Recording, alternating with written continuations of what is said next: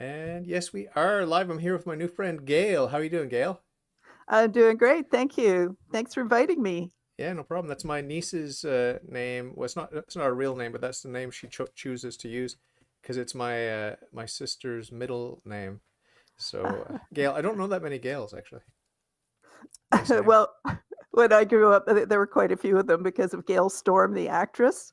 Ah, name, Gail, name, meaning. Excuse me, bear with me for a minute. Unless you know the meaning, you can tell me the meaning. I do. It comes from Abigail, which means father is rejoicing.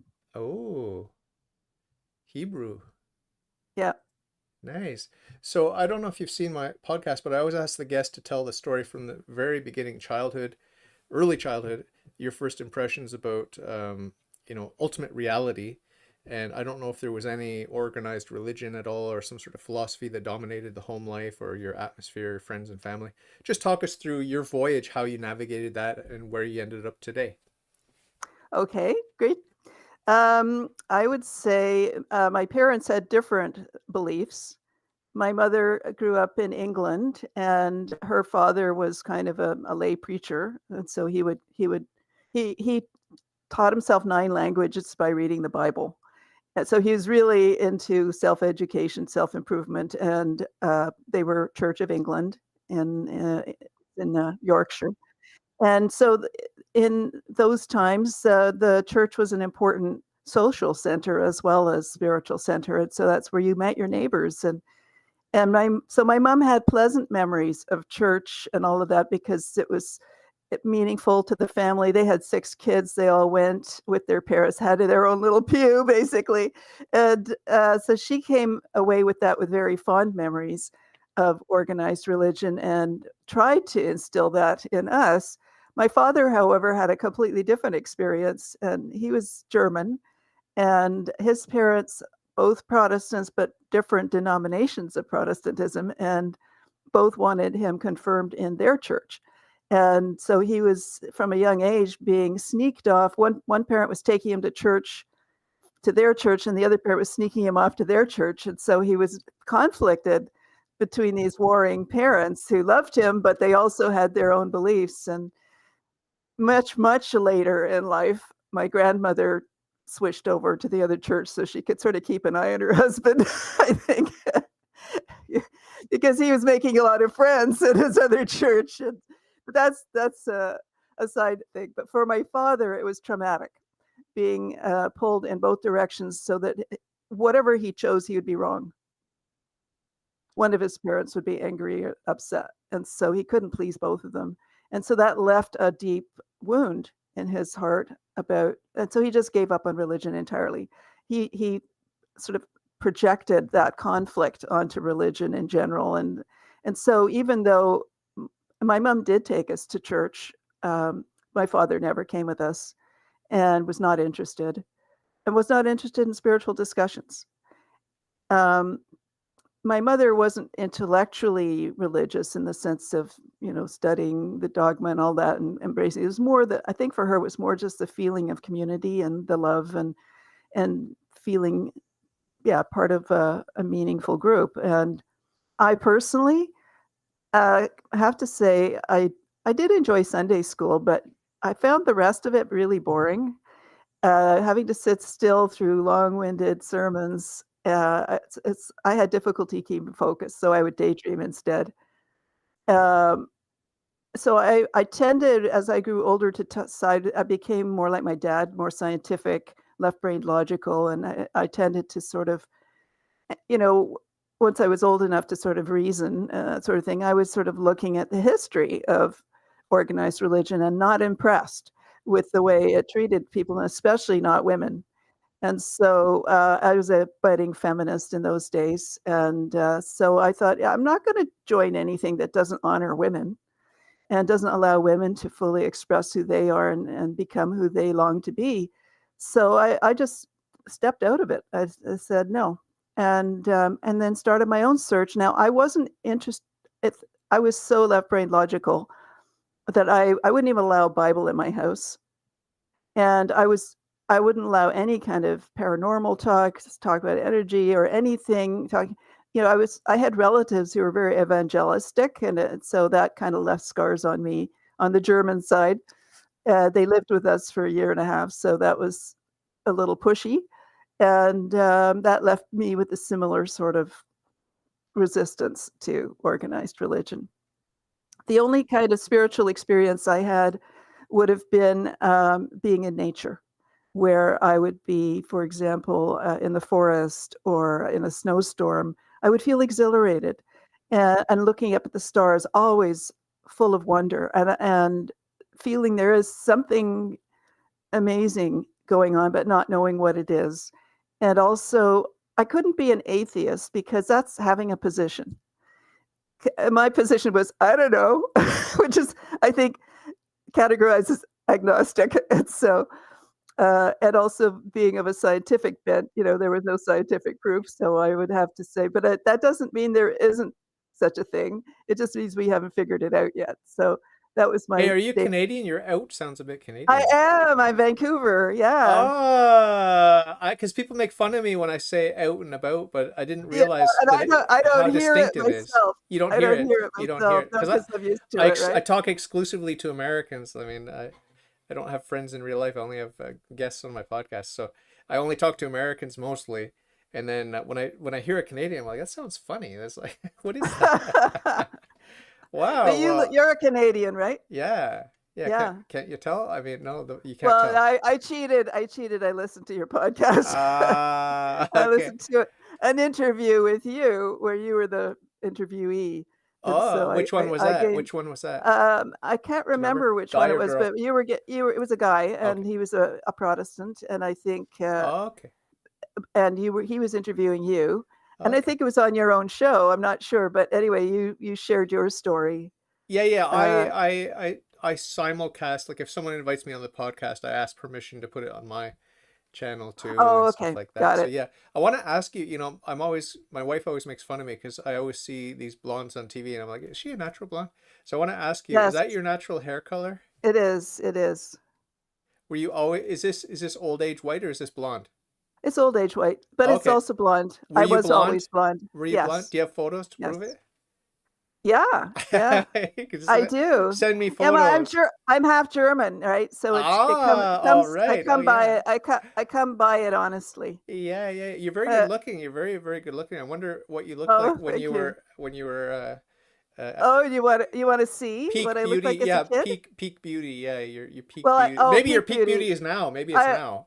I think so, because I've been through a transformation, and that affects my Is that field right? and all that. Yeah, my hair Oh, started turning white right afterwards, right it's after not my just the spiritual hair. opening. It's like you have a beauty about Yes, you. So that's my energy field.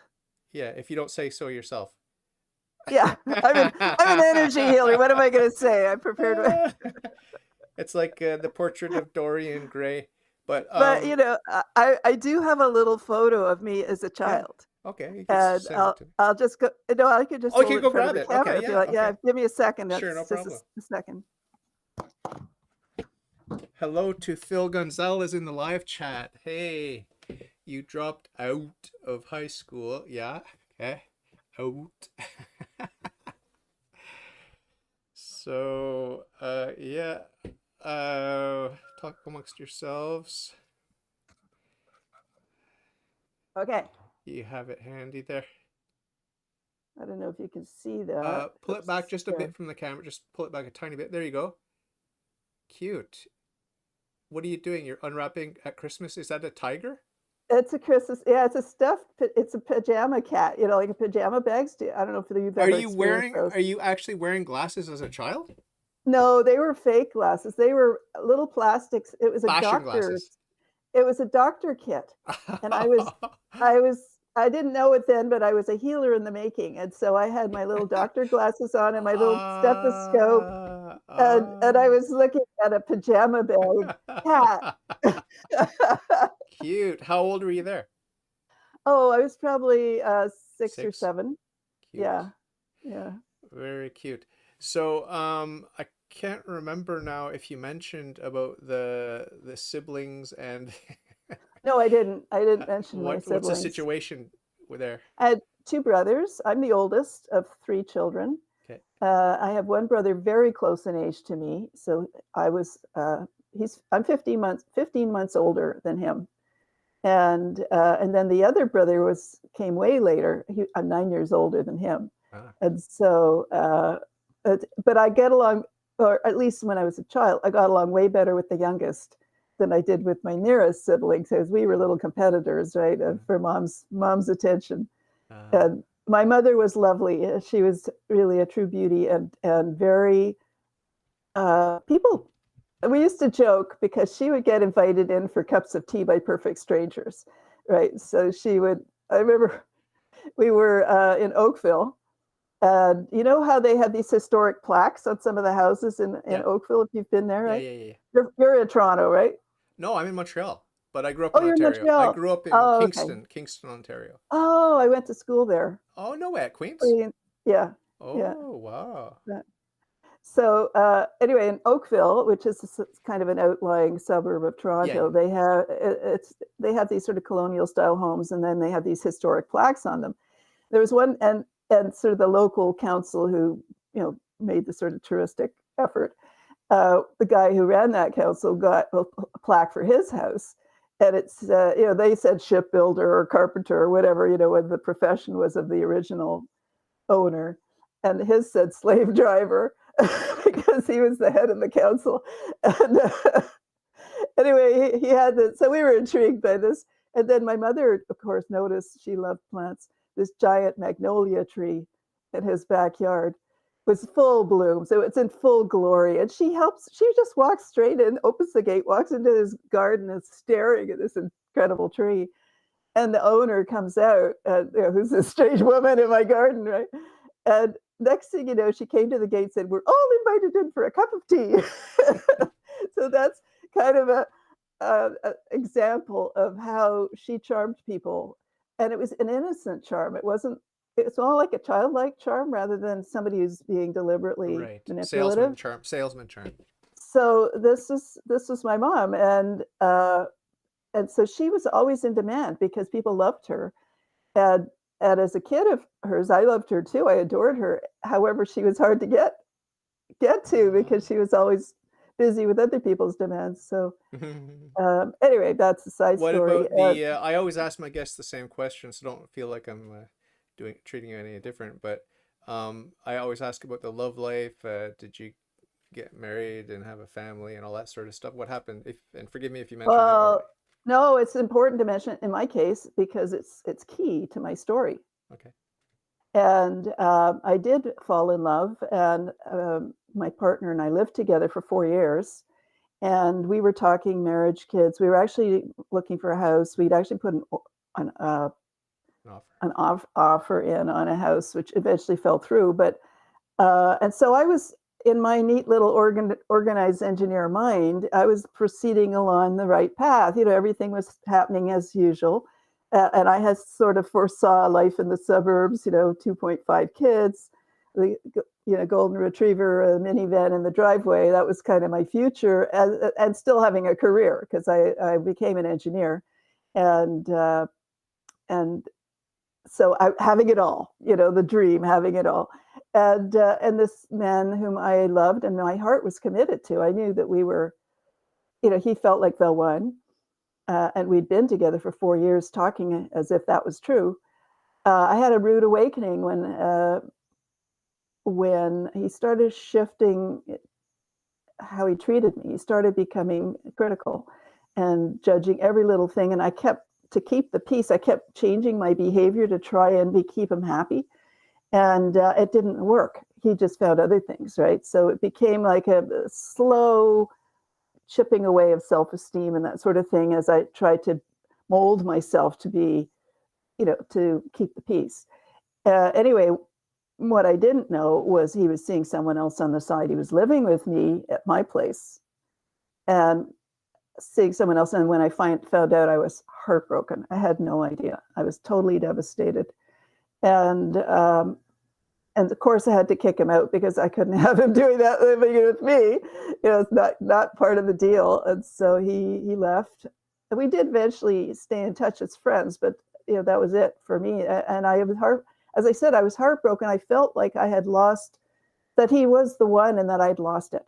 Somehow I'd done something wrong, and because that was kind of the impression I was getting with his anger and all that stuff, that I'd screwed up somehow and lost my only chance at love. And I went into this deep, deep spiral of despair, and self-judgment and self-loathing thoughts were hammering me, right? You idiot, you're a loser, all the kind of stuff that your ego could do when you're down can kick you. And I went into and I had no resources. I had nothing to turn to, because that was just, I was just a simple engineer, left-brain logical engineer. I had no skills in terms of self-help and that sort of thing. And I just went into this spiral to the point where I felt so worthless and so unlovable that I thought, if I can't have love and be loved, why live?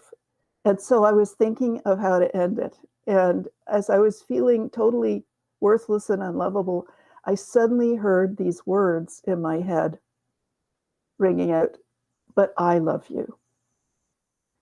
And it was accompanied by a rush of energy coming down, and I didn't even know what that was, but it came pouring down through the top of my head, all the way through my whole body, this goldeny pink energy through every cell. And I just was flooded with this infinite love that I'd never, ever experienced in my life. And it was loving every cell and atom of my being. And it even loved my flaws. And, that's something. It even loved my flaws. And when I understood, I went into this expanded state where I sort of had this bigger picture. What I understood was, because flaws are just places of becoming. There are future talents and abilities and gifts that haven't evolved fully yet. And so, like any beginner, we're bad at it at the beginning. And so, but this vast intelligence saw the whole of me throughout creation and saw the final result. It could see, oh, isn't that cute? That's what they looked like when they were just flaws, right? And so it was like such a change in perspective from self-loathing and hatred and all of this stuff to being loved and cherished just as I am. And the other thing was, I went into this expanded state as if I was in the cosmos looking down at the earth. And I felt this wave of love embracing all of earth and embracing all people. We were all loved to that degree. That was the truth that I felt was imparted to me. And it's never left me. Since then, I can't feel alone. I can't feel insecure, because I feel loved. And it's not coming from another human being. It's coming from something essential to all of us. How many years ago was that? About 30 something years. Wow. Wow, that's a lot of joy. That's a lot of yeah, joy. I don't stay in that expanded state. I mean, yeah. I returned to my normal human, but it left. You come down to visit little people like me. Yeah. No. I mean, it's not that I don't have bad moods or bad days. I do, but there's something happened to the core of my being where that I couldn't go to that place of despair anymore. It was as if I'd been granted wings, and the when you have wings, you can't fare an abyss, right? Because you can always lift your wings and don't fly out. So anyway, so that left me with something that once I got over it, like once I came back to Earth, my engineer mind suddenly kicked in. It was like, whoa, what was that? And I had no frame of reference for it, right? I wasn't religious. I didn't go to church, any of that stuff. But I'd rejected church entirely. And I even had questioned whether there was a God, and if there was, why would he be interested in us? I mean, he's got creation to worry about. Why would he care about my little humans doing their stupid thing? But suddenly I had this change in perception. And I had to figure it out. I had this very logical mind, had to figure it out. So that began my search. That was the beginning of my search because I had a truth that I had experienced, and it was solid, because I had experienced it physically as well, not just words, but the whole sensation of the feelings within my cells. Something real had happened. Even my engineer mind couldn't deny that. And nor did I want to, because it was so wonderful. Why would I want to throw a gift like that away? But I wanted to understand it. And so that started my search for what was that. It's funny, my encounter with life eternal, with God, whatever, my first encounter as an adult was negative. It was a Mm, crushing weight of a burden on me mm, because when I encountered God, I identified with mm. that one being, and I took on the responsibility of being God. I was a heart solipsist. I thought I was the only being. I thought I was God, the God of Buddhism. So some people might say that it was a moment of enlightenment, but it wasn't. It was the opposite. It was And because darkenment. it was dark. It was dark Yeah. because I assumed Uh, I assumed that, and then it's very quickly I came to sort of shrug off that responsibility. It was a false attribution anyway. But mm, it's just interesting that it wasn't a good experience. It was a bad experience, but it led to you know rediscovering God, the God of my childhood, and you know uh, taking a leap of faith into religion, because God in Himself doesn't require um, any faith-based beliefs to be right. known or encountered or proved. We can know that God is, and then Yes. afterwards we are obliged to worship God, and we are obliged to publicly worship God, and to love God and to serve God, and to continue to get to know God. Yes. And so there's a leap of faith that is required for that.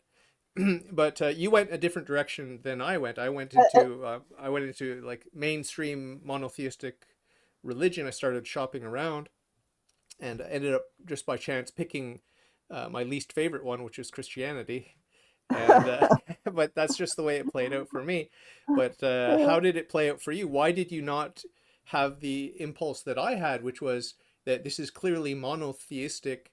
This is the God of monotheism, and I have to sort of figure out which Well, monotheistic I religion is didn't true. know what it was. I didn't know what it was. All Uh, I knew was that it was amazing and that it was vast. And the other part that was very interesting to my engineer mind was not only was it vast, but it knew me. I mean, it was personal too.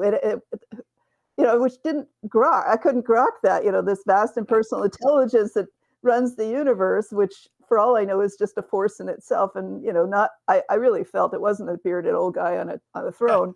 That just didn't make sense to my logical mind. But what didn't also sh- shook me was that it knew me personally. It knew, and that's so it was truly omniscient in that it knew exactly where I was in my heart, what was going on, and it cared. And that was the shock that some vast being, and not that I was special, I really felt that this is true, that it's aware of all of us and that does care. And that was what Jesus kept telling us, right? In his teachings, is that he's a God of love. He's like our father who loves his children, right? And it's not just the Jewish people, but all humans. And so it resonated with that teaching.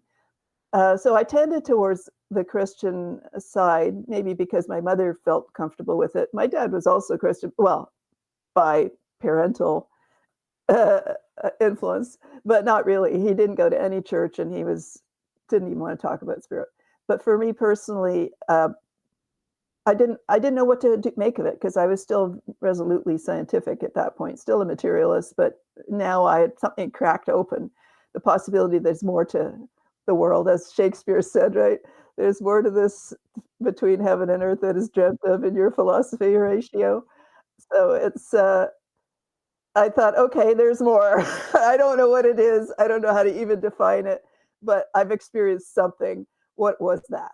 And that was my approach. And so the first thing that occurred to me was it sounded similar to a near death experience. That I don't know how I'd even heard of near death. Maybe I shared it with shyly shared it with a friend of mine who was more open minded. And she said, "Oh, it sounds like a near death experience." And she pointed me to some books on near death experiences, which started to, so I was, okay, other people have experienced something similar in those circumstances.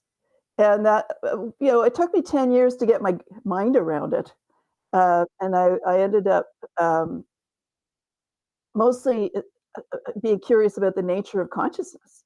What is it about what is consciousness, and what are we really? If this is part of our reality, what are we really? We're obviously not just bodies.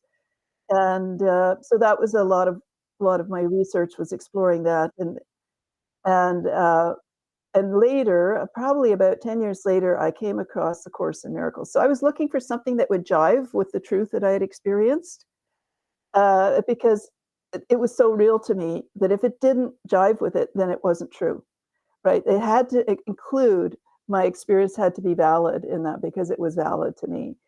And so there were many things that were interesting but didn't resonate until I eventually, by coincidence, um, came upon the Course in Miracles, and that's a story in itself. But and then I ended up in Europe and in Germany, and ended up helping a friend run a French country inn, and she happened to have a course in there, a copy of A Course in Miracles in her lounge in her living room, and she was doing it, and she said, "Do you want to do it together?" So I thought, well, what the heck? So, and that actually started my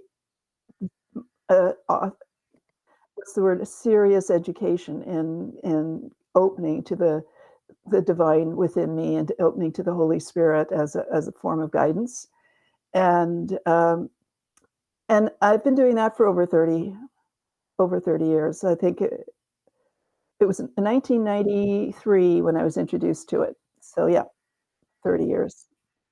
So, I mean, I've got a lot to say, but I was deep in the New Age when I was an atheist. I was atheist 25 years of my adult life, and at the end, near the end, for a decade or so, I was deep in the New Age. So I'm familiar with that way of life, and I'm very I oppose it now. I mean, it's sort of like there's Christ and there's Antichrist. I'm sort of like I have to be careful about dabbling in the dark side, but I do see it as wrong. I do see it as a false path. But there are a lot of Christians that buy into it, especially Course in Miracles. There are a lot of Christians that do buy into it, and there's undoubtedly some truth in there and some goodness in there. Before we talk about that, though, I was just curious what method of suicide you were contemplating. Did you think about it? I would say probably pills. Uh-huh. Sleeping pills or something like that. Typical Uh, woman. yeah, I didn't. I was averse to cutting myself, so forget that idea. And in Canada we're not that familiar with guns, so I wouldn't have done that kind of violence to myself, but I would Yeah. have ended it as peacefully as possible, right? So Yeah. That's typical. yeah, My mother's suicidal, so she's tried with pills and different things like that. yeah. And I've had two aunts kill themselves successfully. Oh So my, it's a touchy topic. It's a yeah. delicate topic, and a lot of people do it. I mean, now Canada's promoting it. It's like, hey, pay us $700 and we'll kill you. It's disgusting. I find it just disgusting and demonic. But when And it it's comes, too, yeah, it's really unfortunate because they don't know what they're missing. uh, When you're in that place of yeah, depth of despair, it feels like that's all there is, right? And that there's yeah. no choice, no alternatives. What they really need is someone to let them know it.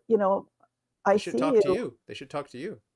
Yeah, and that there is more to life, and not to give up, especially the young ones, right? They've got their whole life ahead of them. Yeah, So much yeah. can happen in a Oh, lifetime. I mean, I'm 71, right? So I've ah, ah, I've been here a while, and I've ah. seen the transformation in my own life, right? And I would never have guessed that I would end up a healer, an energy healer. Well, and I still do the technical side on my. I have a dual life, so the other side is I'm still developing technical training and stuff like that. So I've kept both sides of my brain, left and right, and so I feel like I live like kind of like Superman. One mild-mannered reporter by day and Superman by night. And so I'm a engineer, technical writer, instructional designer by day, and Ah, energy healer by night, by ah. weekend, right? So that's Wow.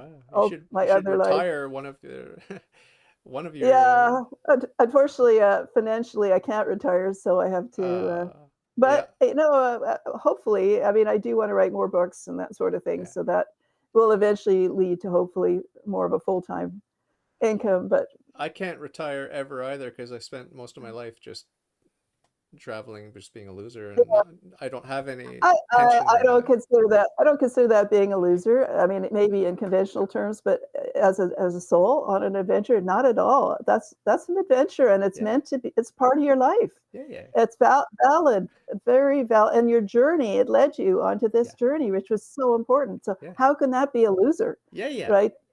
yeah. Yeah. I agree. I agree. I'm Canadian, so I do just tend to be self-deprecating. Yeah, we do. We do. I know.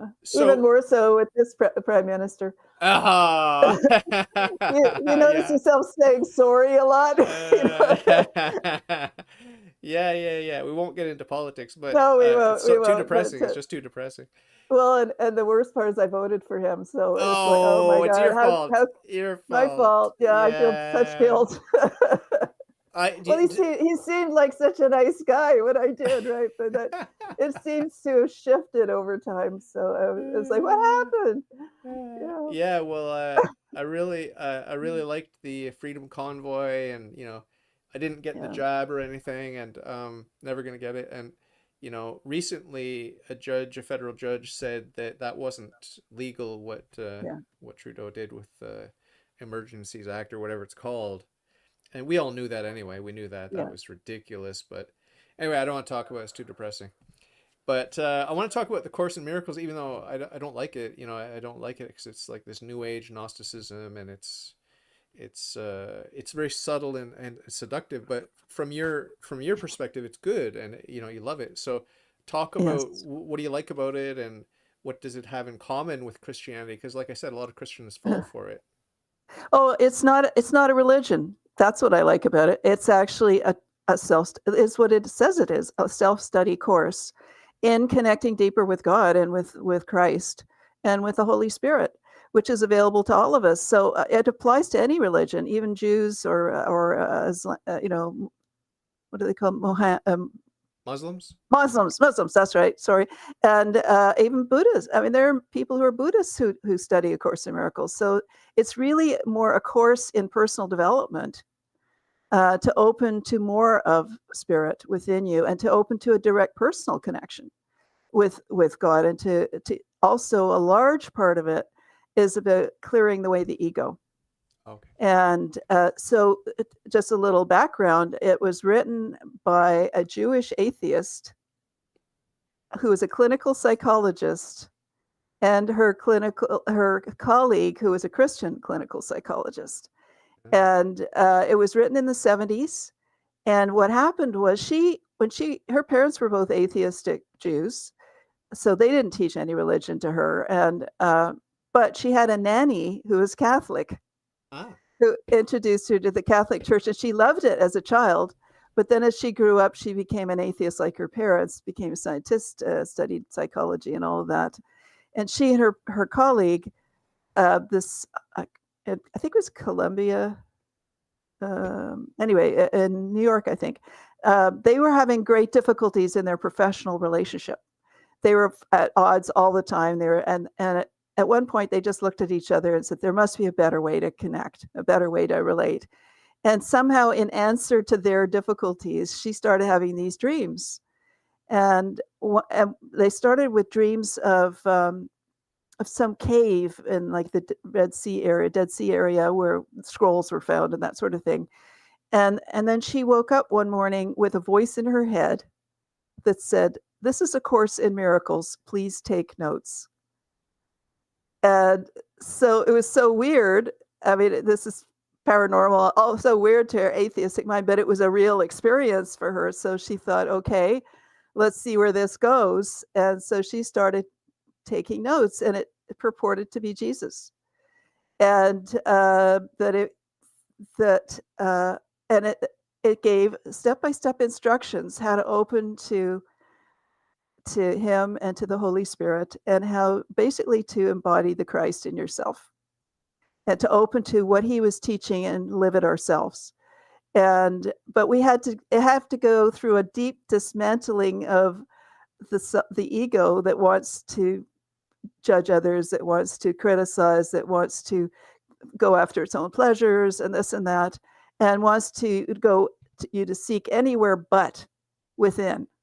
And in the Bible, Christ himself said the kingdom of heaven is within. So the Course in Miracles is all about that, is seeking the kingdom of heaven within. Yeah. The one of the problems with the Course in Miracles, just to give counterpoint, Of is course. that Jesus is just revered and held up as a great master, spiritual master, but just one of many. And there's no absolute point of reference. There's no standard of goodness and beauty and goodness and truth and whatever that is absolute, objective, eternal, and unchanging. So that's really the difference between the New Age and monotheism. In monotheism, we have God that's the source and summit of our faith. And in the New Age, it's about the self and finding God within and the Christ consciousness and all those sorts of things. Do you personally believe in the God of Abraham, Isaac, and Jacob, or no? I believe I'm monotheistic. I believe Oh, there you is are. one God. I Oh, do, and the okay. Course in Miracles says that too. So it's all Oh, about God, the Trinity, God, the Christ, and the Holy Spirit all together. oh, It never ever says God is nothing. God is always referred to as the Father okay. throughout the Course in Miracles, and in that same loving tone that Jesus spoke about the Father, and it's beautifully poetically written. I think that's why so many people are attracted to it, Ah, and speaks about God as if He's our loving Father, and that's why it resonated with me, because that was my direct experience, right? And if it had said God was nothing, I wouldn't have been interested, because I had such a direct experience from this vast experience within my cells, well, right? the New Age doesn't say God is nothing. The New Age says nothing is not God. That's the difference, right? So it's like uh, it's because it's borrowing heavily from Eastern philosophy. It's just like there only is God. Yeah, there is God, but there that's all there is. There's no hell. There's no enduring hell. Hmm. If there's hell at all, it's just what we experience here in our low points. And Yeah. if there's heaven, I mean, it's the high points that we experience, but we're experiencing it as God. We just don't realize that we're God. That's the problem with the New Age, is that it's just all good news. There's no bad news. Like in my religion, there's bad news. If you mess up, you can end up in hell for all eternity. But in the New Age, if you scratch any New Age philosophy, you'll discover that they don't believe that there's an eternal hell. They believe that the spirit is one, and that we are, separation is illusion and all these sorts of things. Now, there are dualists and non-dualists and quasi-dualists in the East and in the New Age, but ultimately it doesn't really matter, because at the end of the day, in all three camps, the only reality, the only ultimate reality is God. Whereas in monotheism, I'm a creature separate from God. I'm not God. Mm. So could you address And some of yet, those concerns? don't you believe that God is omnipresent? Of course. Yeah. So how can God not be in you? Yeah, he's in me. He's in me, and he's with me, and he's cheering me on. He's giving me graces, and I have to cooperate with those graces. And the danger of this Christian walk is that the four final things are death, judgment, heaven, and hell. And I'm going to end up based on my walk with Christ, I'm going to end up at my death being judged to end up in either heaven or hell. So that's radically different from your worldview, if I've understood it Yeah. correctly. Correct me if I'm wrong, but I think Yeah. that for you, you probably believe in reincarnation too, right? Yeah. Yeah. And So so did the early Christians. yeah, people could believe what they want to believe. I'm not criticizing Yeah. you, but according to the church, according to the Christian church, the Catholic Church, according, according to according to this guy, you live once and then the judgment. Yes. Yeah, So that's pretty dire. That's pretty dire. yeah, it's very dramatic. Whereas your Uh, worldview is the opposite of dramatic. It's just do what you want to it's do. Do what thou loving. wilt. No, Do what thou no. wilt. Do what thou wilt. Because actually, it doesn't matter what you do. It doesn't matter what choices you make. Because the ultimate reality is that you are God. You are God, and nothing can take away your joy, because you are God. Right. So that's the problem. That's the problem that I have with Well, it. okay. So I believe I'm part of God, Yeah. like everything Yeah. But are in you in reality. danger? Are you in But danger of burning in hell for all eternity? I have free will. Yeah. So I create the messes in my life. They're not punishment from God. They're a result of my stupid errors. And I look at it this way: if Karma. God truly, well, yeah, you can call it karma. I call it cause and effect, Yeah, right? same thing. And also, to me, I studied past life therapy, so I do have I found it truly helpful. Whether it's true or not, don't know. It doesn't matter. What matters is how you, because I do it as a form of therapy. What matters is that for some people, viewing trauma through the lens of another life is easier to see than in the through the lens of this life. And so, if it's helpful, then that's fine.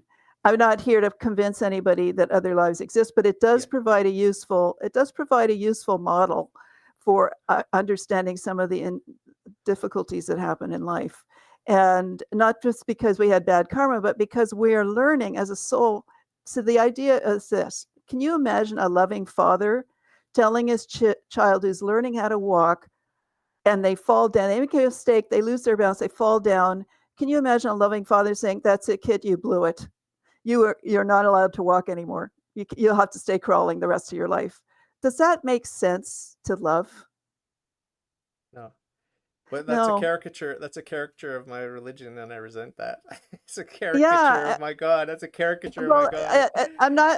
I'm not talking about your religion. I'm just talking Ah, about the philosophy yeah, of love, yeah, and that if as Christ said, God is equivalent to a loving father. A loving father cares about their child and wants them to succeed, and is not going to kill them.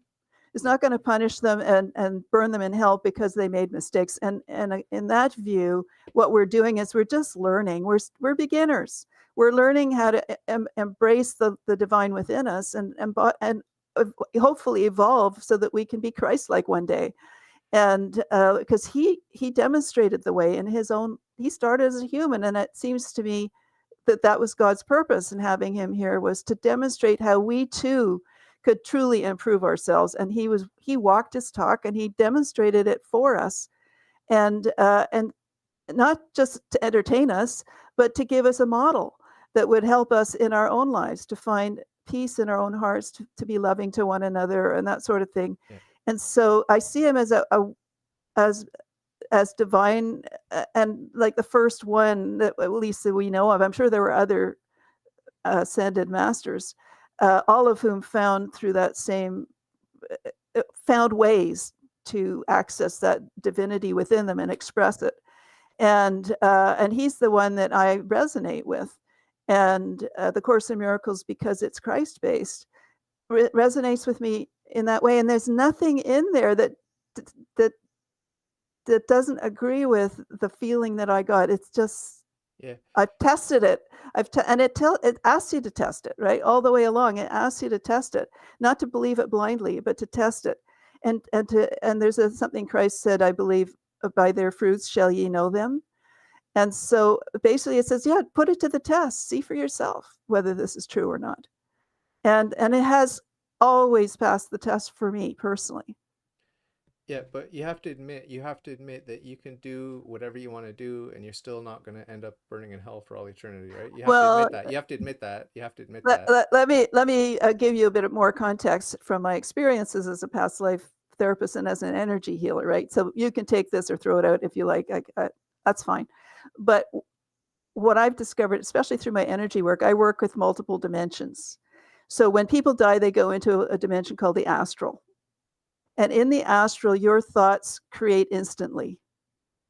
So if you believe in hell, and you believe in a devil, demons, and purgatory, and all of that stuff, you will experience that because you believe it. You will project it out. Your thoughts will create this Did world, Jesus believe in and the it'll. demons and in hell? Did Jesus believe in demons and hell? Yes or no? Um, Yes, he did. Yes, he did. I believe in his time they were considered part of normal reality, because people also saw. And so and we can see possessive entities as energy healers. There are beings that exist in the astral world, Yeah. but we're not actually. We have free will there too. But what I wanted to say is that there are hell-like worlds that you can rest in as long as you want to believe in it. You forever? will stay forever. If you Oh, never okay. change your mind, you'll be Okay. there forever. Okay. So you You do never believe in change. eternal hell. You do believe in eternal hell. Oh, well, only as a state that you have the ability to escape from. Oh, you can escape from it? Absolutely, yes. Oh, so it's not eternal. It's not eternal. It's eternal It's temporary. as It's long as purgatory. you as eternal as long as you believe in it. As soon as if somebody prays for you, for example, and asks for mercy for you and asks for intervention and the soul is open to it, because ultimately you can't override anyone's free will. If the soul comes to a point in that they're willing to see things differently and they're willing to, then there's help. Yeah. And so you can, and I've worked with people who, experienced a past life where they got stuck and Okay. they were in a purgatory. They had a horrific life. Maybe they were the bad guy, the perpetrator, and then they felt guilty and they ended up in their version of hell. And they were still there. And that happened like hundreds of years ago or thousands of years ago in their past lives. If you And see me there's, laughing, it's because there's a live chat and my friend Phil Gonzalez is oh, it's good, hilarious. exploding. He's hilarious. Okay. I just met him in person yesterday. He was on my podcast. He's hilarious. So he keeps making these funny comments and I'm looking over. So if you think I'm laughing at you, I'm not laughing at you. I'm laughing at my friend Phil. He's hilarious. No He worries. says that he thought that because he lives in Massachusetts. He says, I thought Massachusetts was the state of eternal hell. So he just keeps making these silly jokes all the time. Anyway, It so can be. It it can be because it starts here. It starts in our thinking. It starts in our perception. But anyway, we carry our consciousness with us when we die. We don't, the body, may pass, but the spirit is still eternal. And so if the spirit is determined to stay there, it will. And it may not know it has free will. But the cool thing is that through my work, I'm able to work with their consciousness. So it's only a part of their consciousness that's stuck there. And I'm able to actually help them release it. And so a client can release either themselves from another time with help and and I always work with the Holy Spirit and with Jesus to guide me, because I don't know what the highest good is for anyone, but I trust that love will guide me. And they can also help family members if they want in that. So it's consciousness to consciousness, and so it's wonderful knowing that it's possible. And if there's no help, it can be eons. It can be eons that someone is stuck there. but what's an eon? An eon's nothing, To Uh, eternity, it yeah, is it's nothing. nothing, It's but nothing. to But an Earth person, it's forever. how many beings are there really? I'm not talking about in the theater, in the drama, in the Maya, the illusion. How many beings are there really? Are you and I two separate beings, or are we? Is that separation just an illusion, and there's only the one mind of God? Because like I've suggested earlier, this is at the heart of all New Age teachings. They may try to hide it at first, but if you get past the presentation, you get to the heart of any New Age teaching, it will always say that there is only one being, and that separation is illusion. And this comes straight out of Hinduism and Buddhism. So, do you agree with the New Age that there's only one being, and you and I appear to be two separate beings, but we're not. We're just uh, we have the illusion of separation. Do you agree with that? Well, I I can't say I know, Okay. but what I can say is that based on what I've learned from the Course in Miracles, Yeah. the one being that we are all part of as humans is the Christ. Yeah.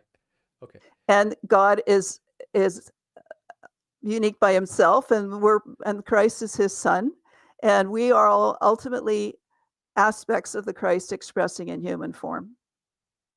Yeah.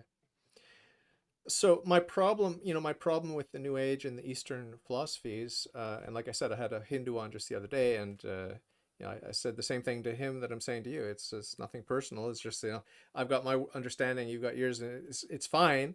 Yeah. And I used to be New Age myself, so I'm not gonna judge you, certainly, and I love you unconditionally no matter what, and you're on a journey, and you're a beautiful, intelligent woman. So do your thing, do your thing. But when it comes down to it, you don't have a basis for morality. There's no basis for morality. The only basis you have for morality is illusion. It's just the theater like, oh, you might get stuck in a dark place for a really long time, but it's inevitable, and my Hindu friend admitted this, it's inevitable that you'll find your way out, because the Yeah. ultimate reality is not this part of God. The ultimate reality is God, and the parts of God are just God, in forgetting that he's God and having this dream or this experience in these so-called separate beings, which are part of God. So my Hindu friend admitted that there is no basis for morality, because there's only the one reality, which is God, and God is infinitely happy. There's no danger. There's no danger. There's no possible danger for God. So in my own personal belief is, you know, see, that's assuming that you need punishment to be moral, Yeah, right? That's yeah. assuming that that's the only way That's will assuming that be there's moral. karma. That's assuming that there's karma. Well, but here's the thing: once you know love, you're not interested Yeah. in being You choose mean and good for harmful. for goodness sake. Yeah. Exactly. I mean, it just That's what doesn't my make once sense. saved, always saved Protestant friends say. They say the same thing. They're Protestant Christians, and they say, "I know that I'm going to heaven. I can't go to hell. I can't sin," No, it's because not that. it's the It's same not thing. It's that. like it's like presumption. It's presumption. It's That's the not what sin of that's not presumption. It's not what I'm trying to say. Okay. What I'm trying to say is when you truly do love and you experience your heart wide open in Yeah. love, you're incapable of thinking angry, mean, Yeah. judgmental thoughts because you're so happy, not Yeah. because you're going to heaven, but because you're in love. Yeah. You're in this state of high frequency compassion and caring, and it's a natural side effect of love. And so, I mean, if let me ask you the question: was Jesus moral? Of course. Yeah. Of course. What He did he he is do it morality because itself. He is did he morality be itself. did he do it because he was afraid of going to hell? No, he did it because he loved. He was an embodiment of love. He was Yeah. love in every aspect of his being, right? And that's what love feels like. So when you're in that state of love, true genuine love, not romantic love. I'm talking about this larger sense of love, of a deep love and Agape. appreciation, Agape. right? Yeah, and it's not an intellectual thing, it's an experience of expansion, and there's such compassion built into love. It's not separate from love. It's a side effect that you wouldn't even dream of doing these things because they just don't make sense from the perspective of love. And you're not even thinking Yeah. about heaven or hell in that moment. You're just living in accordance with how you feel. Well, Jesus was preaching about hell, warning about hell, and teaching about the demons and casting out the demons. So I want to ask you a question that my friend Daniel Drazinovich asked in the live chat. Hello to you and to Trad Catman, Red Ends, and all my friends that are in the live chat. The question is about sexual energy. I had a girl on the other day, young lady, and she does tantric sex work and helps couples and stuff like that with relationships and love, and she's new age. And I also had a second guest that was very similar. She used to be a prostitute, but now she's a little bit more conservative with her sexuality. But there's no doubt, especially in the East, that there are a lot of connections made between the divine and the sacred and sexuality. So my guest is just asking what you think about sex energy, because you do energy work, right? Mhm. So I see sexual energy, the second chakra energy basically is what I would call it, is it can be distorted by ego, for whatever purposes we want, right? It can be used in positive and negative ways like any energy. Excuse me, But excuse me. I'm just laughing at my friend. Sorry, I can't control myself. Yeah, go ahead. Yeah, control myself now. Okay, he's just making me laugh in the live chat. Sorry, go ahead. and so it's pure life force is what I see it, but it's also a part of our creativity. So it has many purposes in our life. So from an energy perspective, our sexual energy, which is called sexual energy, is really creative energy, and that's why it's the kind of the driving force behind procreation, right? Because what we're doing is Yeah. coming together with another to help create a body for a new being coming in. And so and it can be, and if it's infused with love, it's fabulous. It's fabulous. If it's if it's not, if it's just pure pleasure, there's nothing wrong with pleasure, but if that's all it ever is, you'll never find the joy in it. And you'll never find, and it can be used for spiritual purposes, provided it's coming from deep love for the other, for your partner. So there's a bit of a like a, almost like a spiritual aspect to it that is absolutely necessary for it to reach its highest potential. And so I don't have experience with Tantra and that sort of thing, so I can't really speak to that. Yeah. But There were, I used to be a Satanist. I don't know if you know that, but I was an atheistic Satanist. And um, Aleister Crowley was famous for his sex magic, and he did a lot of sick things. And he derived power from these different dimensions, like you mentioned. And, it didn't play out too well. I mean, he wasn't too happy, at the end of his life.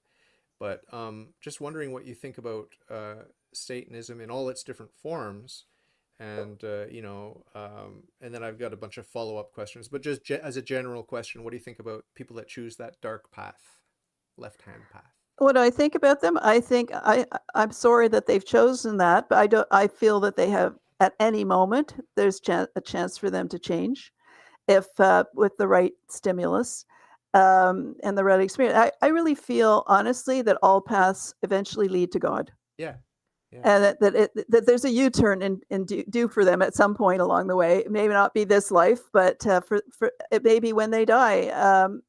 And if there is a hell or a purgatory, that's another place that allows for a U-turn. So that I don't think God ever shuts the door on anyone, and that no matter how bad they are. And the other thing is, I mean, everything that's happening on Earth, it's very materialistic, isn't it? Satanism. So it has to do with bodies. Right? If we're eternal beings, our body isn't it. Our body is just like a temporary earth suit, if you like, for living on this planet. But once we die, we lay it aside. If you look at any dead body, if you've seen one in the hospital, whatever, it's the overriding sense is not that they've been turned off. It's that there's nobody home. That the corpse is empty. That somebody who you loved and knew has left. Or you may feel them, but not in the body. You might feel their presence in the room, but the body itself is lifeless and empty, and that's okay. It's just like somebody leaves their car, locks it, walks away, and you look at the car. Well, there's nobody in it, and that's the feeling that I get when I saw a friend who died young and in the hospital, and his eyes were open, and he was lying in the hospital bed, but he wasn't there. It was just an empty container, as far energetically speaking to me. And I did feel his presence at the ceremony, but our celebration of life. But when I experienced the energy reality of what was going on there, he wasn't home. He left the room, and it's similar to a coma, except a part of their consciousness is still in the body. So that last part is gone. So I fear I didn't answer your question correctly. No, you did. And there's no right answer. I mean, Yeah. I like to get people's perspective on, and there's no wrong answer, Well, let me share one thing that not everyone's open to help, and because of free will, you can't impose it. Yeah. And so there have been times when I've seen someone suffering and asked for a miracle on their behalf, and I was told he hasn't gone deep enough yet. And so it's as if sometimes God will give us experiences and we choose the dark, and it's our own choice that leads us in these difficult experiences, not God punishing us. It's just the natural result of those choices. And they get to a point of absolute either misery or like, this isn't working. And that's the point where they start to open up to a shift. And then spirit can enter. And then God can enter their hearts, and next thing you know, somebody will be they'll be drawn to somebody, and their path turns, and they move on. And I believe truly that there is hope for every single person if they're willing to consider a change. There's always hope on earth as long as we have the breath of life in us. There's no hope in hell, by the way, but there is hope for us on earth. And those in purgatory, they don't just have hope, they have the assurance that they've made it to heaven. They just have to suffer and get purified. But I did put a link, I put you in your bio, I put energyisreal.com. What are people going to find there? What kind of resources? Your books all about or what?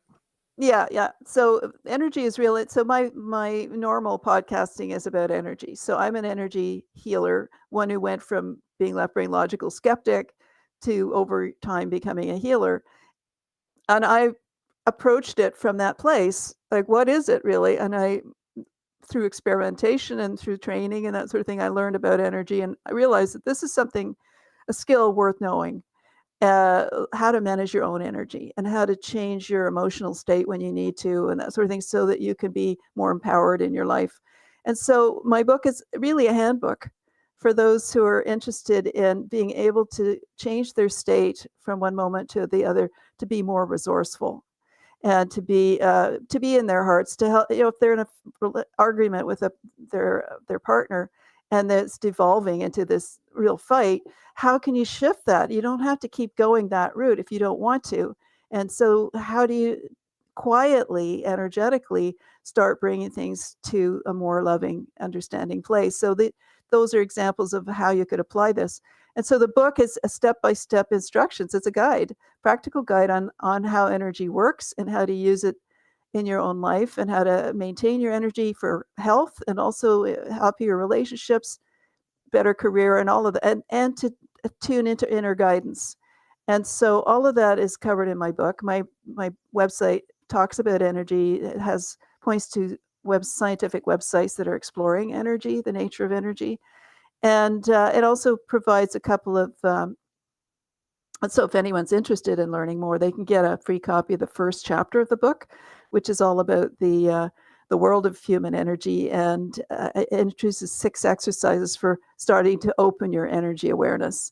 And there's 6 audio recordings available for free download from the website for each of those. So one for each of those exercises. Cool. Thank you very much. So I'm just wondering, before we end this, I'm just wondering, because you and I met on Podmatch, I'm just wondering how diverse are the hosts that you've met? Like, I'm Catholic, so I'm open to talking to all kinds of people. That's my goal, is to talk to all kinds of people with different ideas. Okay, that's what I do. And so it's not just Christians on my podcast, but some of the hosts that you've met on Podmatch, I don't know how long you've been on there, or what your experience has been, but how diverse has it been? Have you had any bad experiences? Hopefully, No, hopefully today was not a bad experience for you. No, I've never had a bad experience. Okay. I've never had a bad experience, but I also I deliberately choose which ones. But Uh, and the other thing is I've never actually uh, asked a host to host me. I've actually been invited, oh yeah. and I've been on about 21 or 22 podcasts, and Wow. every single time I've been invited, Oh. and so they've been attracted to talk to me, Ah. and they were matched, I guess, in some Yeah. cases. But and I always check in with guidance whether I should speak to them or not. Now Okay. I have to say my human self was a little trepidated, but when you invited me, it's like, oh my god, it's a versus situation. Ooh, I don't know. I'm You not felt really. that. You felt that today, right? You felt the Oh, well, verses, right? but you know what? I said, okay, and I would, if it had just been my human self, I would have said, nah, I don't need that, and I would have passed. But instead, I checked in. I checked in with guidance. I checked in with the Holy Spirit and Jesus, and they were very strongly said, do it. Cool. So I said, okay, and then I trusted that all would be well, and I just held the vision for a lovely conversation, and Yeah. one that was equally inspiring to both of us. So. Yeah. Yeah. Yeah. And Yeah. actually, I did want to ask you, what was it specifically about the Catholic Church that appealed to you? It's the my journey. As soon as I became convinced that there's one God, which was a philosophical journey. Uh, Once I had arrived there at monotheism, it then became a question of history, the evidence of history. And then once I was Christian, the journey into Catholicism is about authority. Well, where did we get our Bible?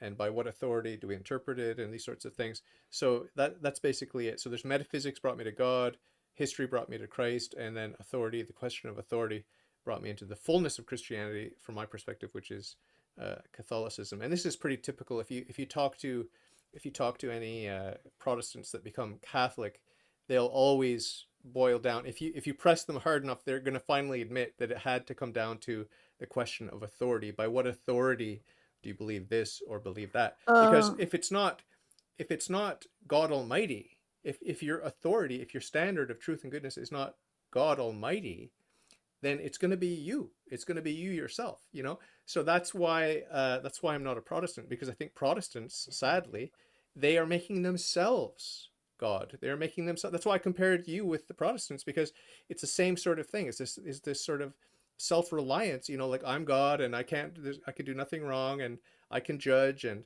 these sorts of things. And well, I'm exaggerating a yeah, little bit just to yeah, make my point, I mean, yes, the yeah. Protestants are wonderful people, and I do believe they're Christian, and they're better people than I am, as are you. Okay, so there's no judgment, but it's just when it comes to the metaphysics, and when it comes to the theology, and when it comes to the understanding of authority, it's so mine is a very intellectual journey, I guess you Yes, could say. It's an yes, yes. intellectual journey. That's It's right. and the goal for me is to get into the heart. Like, that's why I have people like you to come Yes. into my life, you know? Because you once knew that, right? When you were little, I Yeah. understood from your previous interview that you had a direct experience of that loving God, right? And not you didn't love God because you were supposed to, or you'd be punished if you didn't. You naturally loved Yeah. God. Yeah.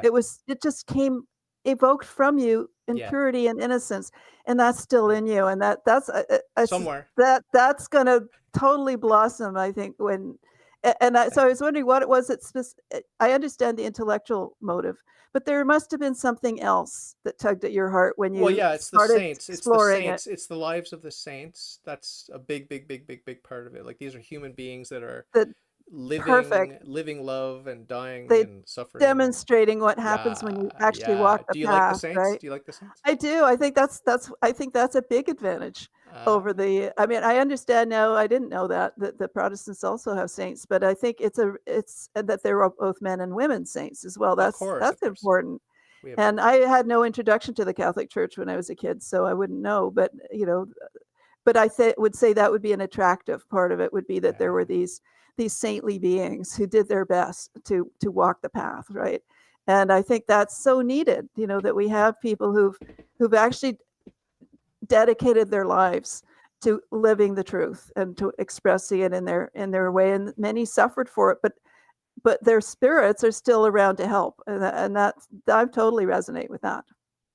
Very cool. I'd love to keep talking to you, but hopefully you'll come back, in a few months or 6 months or whatever. I've got a jam-packed schedule because of Podmatch, but it's been a pleasure meeting you, and I hope I didn't push back too hard, and No, uh, no, it's been fun. it's been It's been fun. fun. Great Yeah, and meeting you, and you're a nice joy and a meeting you light. too. Yeah. Oh, thank you. Thank you. And it's been fun talking with somebody who really thinks. So I appreciate that. And questions and doesn't take things blindly. So that's important. Thank you very Really much. great So, meeting you. yeah, great meeting you. I'll be praying for you, and uh, Vice versa. yeah, I appreciate it. Appreciate it. Take good care. And Thanks. I forgot to ask you if you have any pets. You look like the kind of lady that would have at least one cat. Oh, One cat. Come on. yeah, well, that's true, but I don't now. I had Oh, cats for 33 years, and then it came to the point where when the last one died of old age, who I adored. But too much when she pain. You passed, didn't want to have any no, more. it wasn't that. It was that I need to focus on human relationships now. Ah, it's it's so ah, pets are so easy, right? They love you unconditionally no ah. matter what. But humans are a little trickier, so it's like, okay, I have to graduate to human relationships now. Hey, are you looking for a man? I've handed it over. Okay. I'm not actively seeking. Uh, Why? I was just wondering. I was just wondering. That would be exciting. An exciting project if you were. Yeah, I put it on. I'm open to having. Okay. Okay. After I realized that wasn't it. The one Uh, that my heart's healed, and yeah. I'd be open to, but I would have pretty exacting standards. So you don't get to this age without developing some pretty specific standards. And so I'm not hinging my happiness on it. I've handed it over to God and said, if it's for my highest good, I welcome God's selection. And if not, then I continue to live my life and enjoy it as it is. So that's how it goes. Did you watch The Golden Bachelor? It was the first ever series with The Bachelor where he's a senior, and Oh, it's no, I the haven't heard of that. best one of the best things on television ever. Because you see the inner beauty of people, because you know usually the bachelor bachelorette, it's like sexy So people, fake. Yeah. it's fake, and these are not really Yeah. beautiful people. Like they're just superficial for the most part. A lot of them do have inner beauty, but with the elder, well, not the elder, that's a bit much, but with the seniors, people, 65 plus, um, the beauty is everywhere. It's just that life experience, and like what's shining out of you. It's just like it's so much better. It's so much better than the bimbos, the young bimbos. Oh, yeah, and we're so much more relaxed. We don't care as Yeah, much about what people think yeah, anymore. We found something in our hearts, and many of them are divorced or widowed. A lot of and they know what it's like to love. And well, the ones who are divorced know what it's like when you don't love. And hopefully, in their healing journey, because divorce is so painful, in their healing journey, they have found a way to open their hearts, and now they're ready to experiment with that, right? So, um, I think life experience is so helpful in developing and sorting the wheat from the chaff in your life, right? So, amazing. So I have to let you go, but it's great talking to you, and a fellow Canadian, no less. yeah, And yeah. hopefully, and A another Canadian, eh? Yeah. So we'll keep in touch on. I think we're both on email. We have each other's emails, so we'll keep in Yeah, touch, and we'll see sounds each good. other around, and hopefully we'll get to talk again. Awesome. Well, it's been fun. Thank you very much for having me. God bless you. You too. Love you lots. Bye bye.